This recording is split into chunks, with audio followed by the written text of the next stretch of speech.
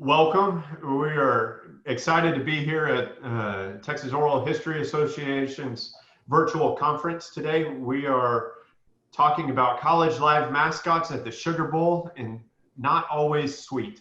I'm Clint Patterson, a member of TOHA, and excited to join my colleagues, and I'll let y'all introduce yourselves here. I'm Wendi Zimmer. I am a visiting assistant professor at Texas A&M University. I teach in our sport management division. And I'm Andrew Meyer. I'm at Baylor University. I teach, I'm an associate professor in the Health, Human Performance, and Recreation Department. Really looking forward to our time here, and we'll move forward. And since this is in the world of sport, we're going to lean into that. And so this is the pregame, or as you might be more familiar with, the background. And we just wanted to talk about how identity can be formed within higher education, both at the institution level as well as the students through engagement and the athletic traditions that exist on campus. So whenever we think identity, certainly there's college mascots as well. There's also sport. Andy, you're a sports sociologist. What does that look like in terms of identity and sport for students? Some of the things that we look at when we think about sport and mascot and identity is how certain individuals, communities, colleges in our case, come to identify with their mascots.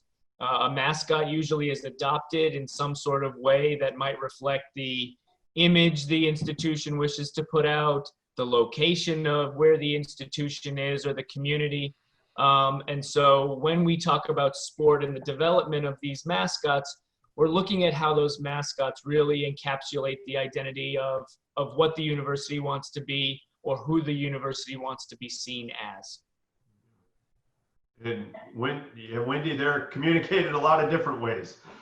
Yes, and from a communication standpoint, kind of piggybacking on what Andy says, is that how mascots are, part of the university's identity is communicated in different ways, because we all have different perspectives. We bring our own backgrounds, our own experiences, our own bias to our team, to our mascot, to, the identity of who we are in our favorite team as a fan. And so communication largely influences the messages that are delivered when an instance happens with a mascot.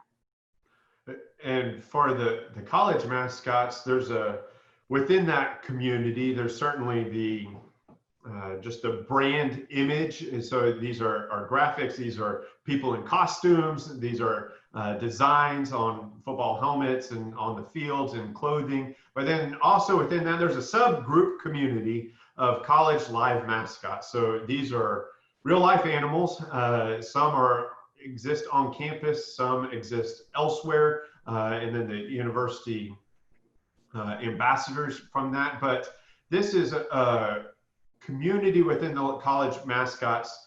At one moment, several decades ago, a lot of schools had live mascots. These ranged from bears, dangerous, to the dogs, and just different breeds of animals. But over time, mainly through risk and the litigation for that, several of these animals no longer walk campus or even go to some of the classrooms. So there are a lot of neat legends and lore associated with college mascots, and we're going to get into a couple and find some similarities.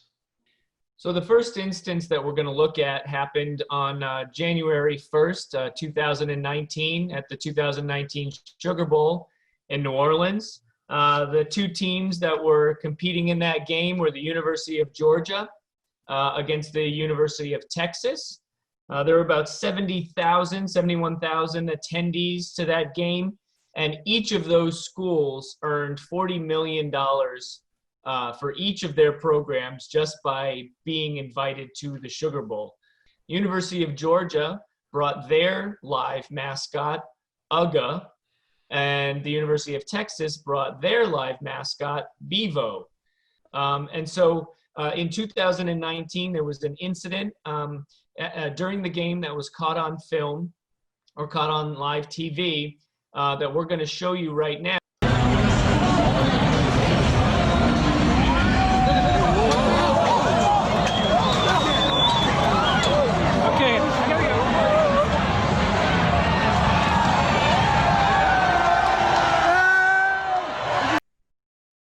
as you can see, Bevo came out of his little corral there as the dog walked past, as Uga walked past, and kind of charged. And one of the interesting things that we've looked at to kind of understand this is how the actual mascot reflects the extension of a University of Texas fan, right? So the fans that were there, they saw this happen, they saw the commotion, and you could hear them in the background begin some chanting, right? Begin to cheer their mascot on as the mascot actually becomes a physical representation of the University of Texas playing this football game against the University of Georgia and its mascot.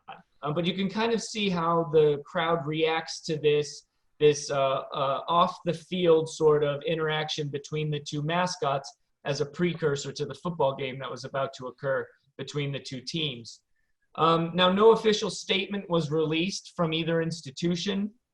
University of Texas did not take responsibility for mishandling their steer, and the University of Georgia did not take responsibility for enticing the Longhorn to come out of his ring. And this is sort of a way that these institutions try to protect themselves from any negative reaction they might get, especially from animal rights groups who have for a long time called for the end of these live college mascots. However, with Georgia and with the University of Texas, both mascots continue to be representatives of their institutions, and both still appear 2 years later, or at least a year later, on football sidelines. Yeah. Thanks, Andy. There's another Sugar Bowl. If you go back into the archives, the 1957 Sugar Bowl. So this was Baylor University against the University of Tennessee. Both have live mascots at that time. Tuck was a bear with Baylor, and Smokey 2 was a hound with the University of Tennessee. And during that game, there was an instance pre-game as well where they tried to do a howdy where both of the animals would meet, and similar to the UT, Bevo, and Uga, and the bears swiped at the hound dog. So in that, this was described through bear trainer Charles Clark in his oral history, and really just described that it was really interesting because they brought this Tennessee some kind of hound, and they brought him up in the same thing. I said, please keep the dog away. They didn't do it, and the bear lunges and the dog turns to run, and a photographer took that picture. It's a great picture. I don't know if you've ever seen it, but it appeared on the front page of the Times in the next morning down in New Orleans. And then it's a picture of the bear lunging after the dog with the dog running, is how the individual on the leash of the bear described that moment. And then the kind of post game from that is Tennessee won the Gator Bowl later in the 1957 season, so it had a successful year. Baylor, while at the pinnacle of the Sugar Bowl, they did beat Tennessee, but then they did not win a single game in the Southwest Conference that following year. Both of the mascots still represented their university, and over on the side image is a little bit of the communication piece, but if you search, it's all the way down toward the bottom is the Smokey 2 tangles with the Baylor bear. So really far down there and different than the 2019 Sugar Bowl. So this is just one of those many examples, as you are probably familiar with others, where history really repeated itself. And in the 1956 season, the Bear and Charles Clark traveled to various Sugar Bowl or to the Southwest Conference games, including the Sugar Bowl. And also in that oral history interview, Charles Clark said that it was pretty interesting because the 1956 year, I think she attacked every mascot in the Southwest Conference.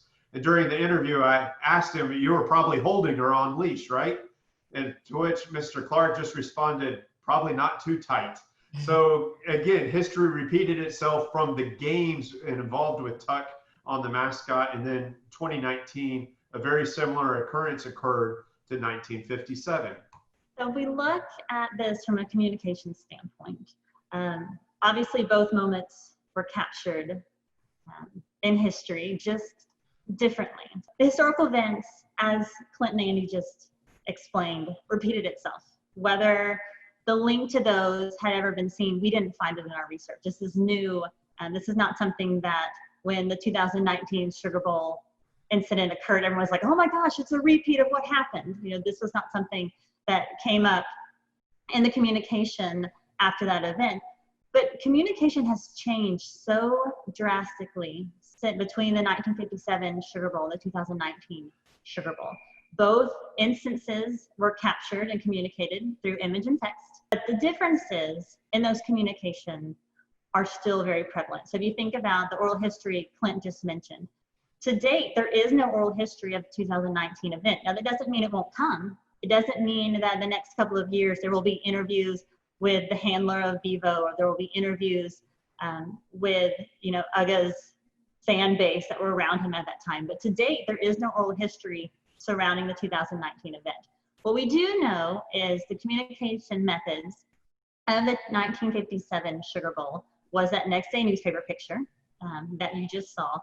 But that is pretty much the only record, with the exception of the oral history that we have. Even the live recording or the live airing of the game didn't catch that event. It was pre-game. Times were different then. There weren't the hundreds of television cameras that we have now, and the event was completely missed. So even if you were watching the game on television, you did not see that pre-game event.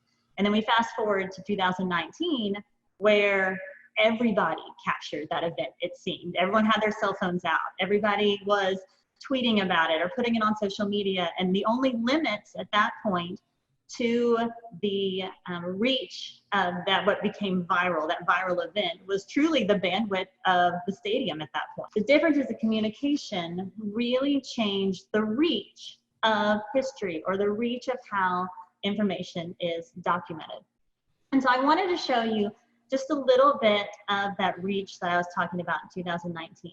And so if we look at research, over 90% of higher institutions currently use Twitter. Twitter is the most common at the moment as far as higher education institutions are concerned. And so when we use Twitter, when an institution uses Twitter, the main objective is to create a positive outlook on the institution. So a positive outlook on the students, on the fans, on the team, on the community engagement, on outreach. And because of that, it's very often that Twitter becomes kind of the landing place for all of this communication, because an institution might tweet something out and then everybody kind of piggybacks on it. And so doing a search, I put up here the 1957 evidence, which is not a whole lot, as I mentioned. But when I did a search for the 2019 event, there's so many Twitter instances. And so I put 3 of them up here for you. You can read them, but they're funny, and it helps us engage with the team, and it helps us, you know, Andy talked about identity. You know, when you're a UT fan, you identify with the tweets that are toward your team and make your team look good and make your team look the way that reflects how you feel. And then on the other side, if you're an UGA fan, then you look at the tweets that are UT based and you're like, no, that's not what happened. That, you know, that Longhorn was after my Bulldog from the get-go. And so again, it enhances that identity of who you are. And communication has an amazing ability to not only share a message, but also allow freedom of expression. And so you can see some of that freedom in these tweets. So looking at history, just very, very briefly, before the Sugar Bowl, primary means of communication were newspaper, radio, and television. And that was about it. Conference calls were, you know, introduced right before the Sugar Bowl. So there was a little bit of reach there, but there's not a lot of conference call going on at the game. And then between the Sugar Bowl and in 1957 and then the Sugar Bowl in 2019, we had the invention of email and cell phones and internet and World Wide Web and smartphones and social media. And so the change in communication is extensive. As we're looking at research on the 1957 Sugar Bowl, there was a big deal made about the fact that it took them a long time to come up with a radio and television agreement to actually air that game live. Where now, yes, we still want television sponsors. Yes, you still want to have those agreements, but the coverage and the communication is constant. And so that changes the messages we receive as well. So if we think about communication from a global perspective, communication methods highly influence the messages not only that we deliver, but also that we receive. So we think a little bit about the identity information we've already shared, but also as people, we bring our own biases, we bring our own backgrounds, we bring our own perspectives, we bring our own identity to every message that we deliver and every message that we receive. We can't put that on the back burner, and no one's asking us to.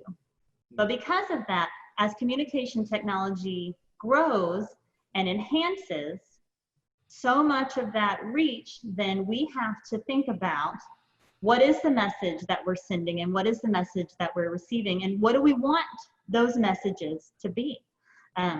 Linked to mascot identity, and I put just a few things to think about. You know, the identity in our mascot communicates who our team is, characteristics of our team, communicates who our city is.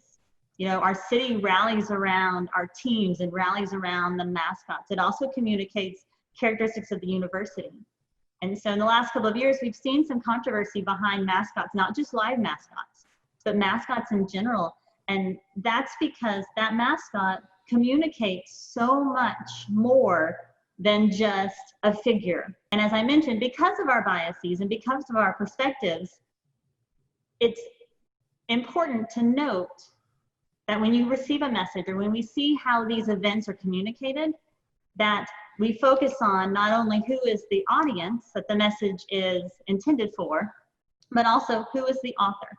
Because regardless of communication method used, there's still a lot of bias behind it. And so if we look, and I'm not going to read these to you, but if you look at the differences between the Baylor and Tennessee description of the 1957 event, it's very clear who is writing each transcript.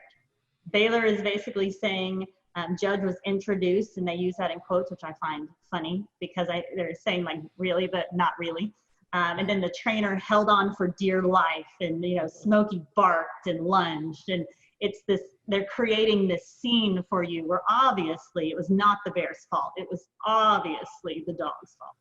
And then if you look at the Tennessee description, it's a lot more factual and a lot less emotional, but still it was kind of like, so this thing happened and here we are. And so the messages are largely influenced not only by who the institution is and who the mascot is, but then what exactly is the information that you want to have communicated.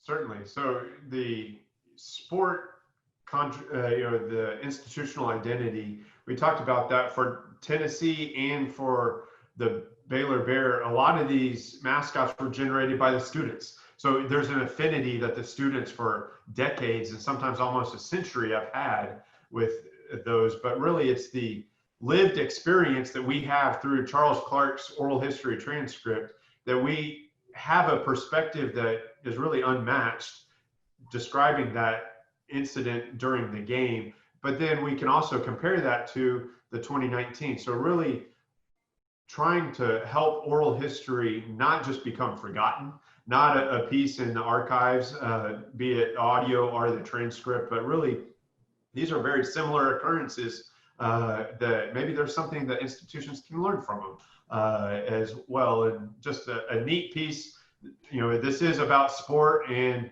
we developed a team to work in this. So it's been fun interdisciplinary collaboration here with sport and communication, all centered around mascots at the Sugar Bowl.